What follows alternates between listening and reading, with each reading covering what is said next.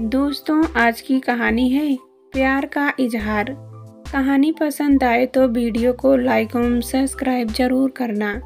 सुबह सैर करके लौटी निशा ने अखबार पढ़ रहे अपने पति रवि को खुशी खुशी बताया, पार्क में कुछ दिन पहले मेरी सपना नाम की सहेली बनी है। आजकल उसका अजय नाम के लड़के से जोर शोर के साथ इश्क चल रहा है। मुझे यह क्यों बता रही हो? रवि ने अखबार पर से बिना नजरें उठाए पूछा। यह सपना शादीशुदा महिला है, इसमें आवाज ऊंची टेढ़ी करने वाली क्या बात है? आजकल ऐसी घटनाएं आम हो गई हैं। आपको चटपटी खबर सुनाने का कोई फायदा नहीं होता। अभी ऑफिस में कोई समस्या पैदा हो जाए तो आपके अंदर जान पड़ जाएगी। उसे सुलझाने में रात के 12 बज जाए पर आपके माथे पर एक सिकन नहीं पड़ेगी। बस मेरे लिए आपके पास न सुबह वक्त है न रात को। निशा रुआसी हो उठी। तुमसे झगड़ने का तो बिल्कुल भी वक्त नहीं है मेरे पास, कहा रवि ने मुस्कुराते हुए उठकर निशा का माथा चूमा और फिर तौलिया लेकर बाथरूम में घुस गया। निशा ने माथे में बल डाले और फिर सोच में डूबी। कुछ पल अपनी जगह खड़ी रही, फिर गहरी सांस खींचकर मुस्कुराई और रसोई की तरफ चल पड़ी। उस दिन ऑफिस में रवि को 4 पर्चियां मिली। ये उसके lunch box, purse, brief case और रुमाल में रखी थी। इन सभी पर निशा ने सुंदर अक्षरों में आई लव यू लिखा था। इन्हें पढ़कर रवि खुश भी हुआ और हैरान भी, क्योंकि निशा की यह हरकत उसकी समझ से बाहर थी। उसके मन में तो निशा की छवि एक शांत और खुद में सीमित रहने वाली महिला की थी। रोज की तरह उस दिन भी रवि को ऑफिस से लौटने में रात के 11 बज गए। उन 4 पर्चियों की याद अभी भी उसके दिल को गुदगुदा रही थी। उसने निशा को अपनी बाहों में भरकर पूछा, आज कोई खास दिन है क्या? नहीं तो, निशा ने मुस्कुराते हुए जवाब दिया। फिर वह सब पर्चियां मेरे सामने में क्यों रखी थी? क्या प्यार का इजहार करते रहना गलत है? बिल्कुल नहीं। पर तुमने शादी के 2 सालों में पहले कभी ऐसा नहीं किया, इसलिए मुझे हैरानी हो रही है। तो फिर लगे हाथ एक नई बात और बताती हूँ। आपकी शक्ल फिल्म स्टार शाहिद कपूर से मिलती है। अरे नहीं, मजाक में कहा उड़ाओ यार। रवि एकदम से खुश हो उठा था। मैं मजाक बिल्कुल नहीं उड़ा रही हूँ जनाब। वैसे मेरा अंदाजा है कि आप बन रहे हो। अब तक ना जाने कितनी लड़कियां आपसे यह बात कह चुकी होंगी। आज तक एक ने भी कहीं नहीं कहा यह बात। चलो, शाहिद कपूर नहीं कहा होगा, पर आपके इस सुंदर चेहरे पर जान छिड़कने वाली लड़कियों की कॉलेज में तो कभी कमी नहीं रही होगी। निशा ने अपने पति की ठोड़ी बड़े स्टाइल से पकड़कर उसे छेड़ा। मैडम, मेरे दिलचस्पी लड़कियों में नहीं बल्कि पढ़ने लिखने में थी। मैं नहीं मानती कि कॉलेज में आपकी कोई खास सहेली नहीं थी। आज तो मैं उसके बारे में सब कुछ जानकर ही रहूंगी। निशा बड़ी अदा से मुस्कुराई और फिर स्टाइल से चलते हुए चाय बनाने के लिए रसोई में घुस गई। उस दिन से रवि के लिए अपनी पत्नी के बदले व्यवहार को समझना कठिन होता चला गया था।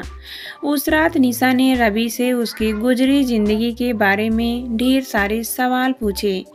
रवि शुरू से झिझका, फिर धीरे धीरे काफी घुल गया। उसे पुराने दोस्तों और घटनाओं की चर्चा करते हुए बहुत मजा आ रहा था। वैसे वह पलंग पर लेटने के कुछ मिनटों बाद ही गहरी नींद में डूब जाता था। लेकिन उस रात सोते सोते 1 बज गया। Good night sweetheart. Nisha को खुद से लिपटा कर सोने से पहले रवि की आंखों में उसके लिए प्यार के गहरे भाव साफ नजर आ रहे थे। अगले दिन निशा सैर करके लौटी तो उसके हाथ में एक बड़ी सी चॉकलेट थी। रवि के सवाल के जवाब में उसने बताया, यह मुझे सपना ने दी है। उसका प्रेमी अजय उसके लिए ऐसी 2 चॉकलेट लाया था। क्या तुम्हें चॉकलेट अभी भी पसंद है? किसी को चॉकलेट दिलवाने का ख्याल आना बंद हो जाए तो क्या दूसरे इंसान की उसे शौक से खाने की इच्छा भी मर जाएगी?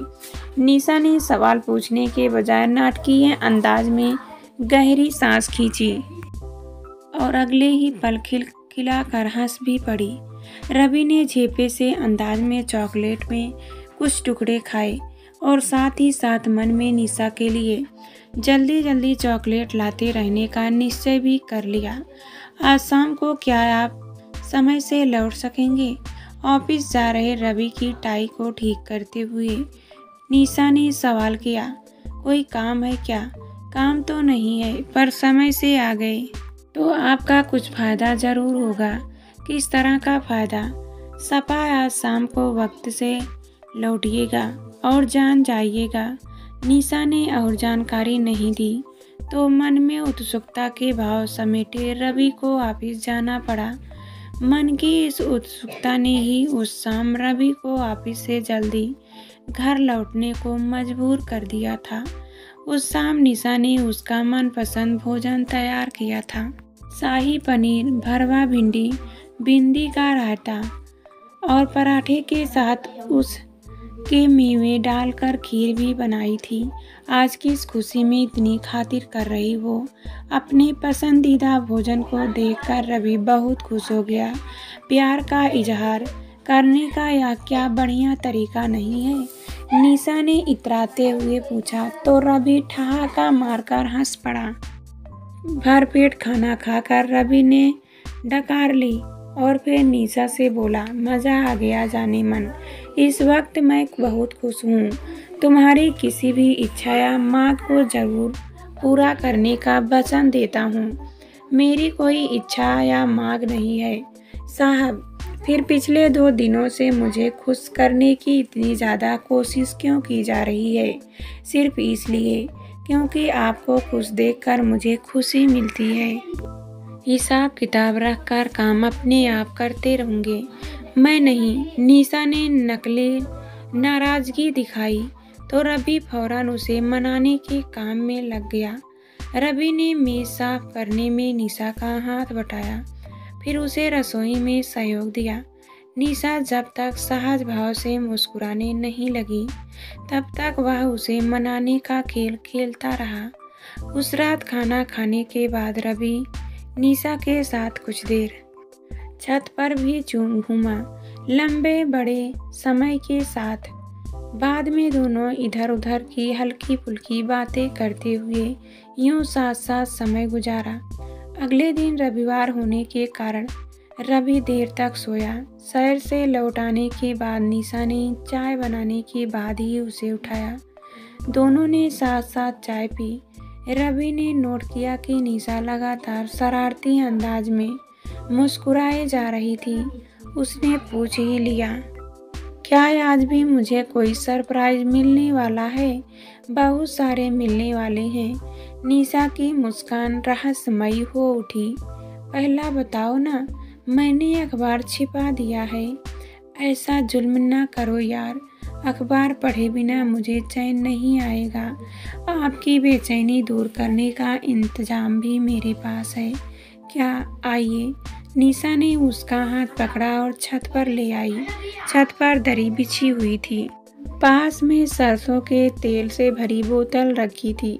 रवि की समझ में सारा माजरा आया तो उसका चेहरा खुशी से खिल उठा और उसने खुशी से पूछा, क्या तेल मालिश करोगी?